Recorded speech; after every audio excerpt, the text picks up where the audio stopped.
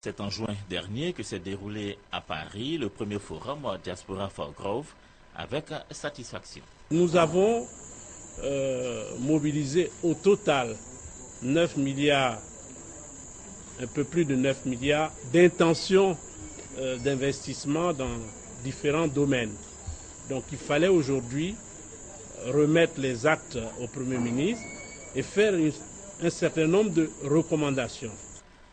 Dans les propositions faites et qui figurent dans le document remis au Premier ministre, la création d'un fonds de garantie pour l'investissement privé et la mise en place d'un cadre institutionnel pour mieux connaître la diaspora ivoirienne.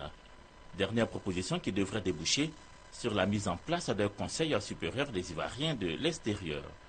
Dans le document reçu par le Premier ministre figurent également les prochaines destinations du Forum Diaspora for Growth. Aux Amériques, nous avons pris deux pôles. Nous avons pris donc le pôle Canada avec Montréal et le pôle États-Unis avec donc Washington. Pourquoi? Parce que c'est le deuxième continent qui regroupe le maximum, de nos compatriotes.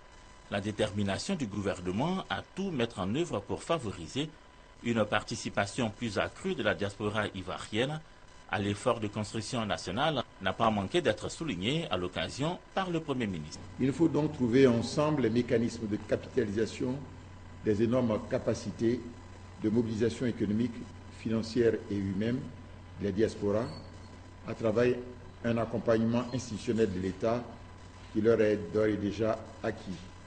C'est en mai 2014 que le CPC et le ministère de l'Intégration africaine et des Ivoiriens de l'extérieur iront à la rencontre des 800 000 Ivoiriens des États-Unis et des 10 000 du Canada.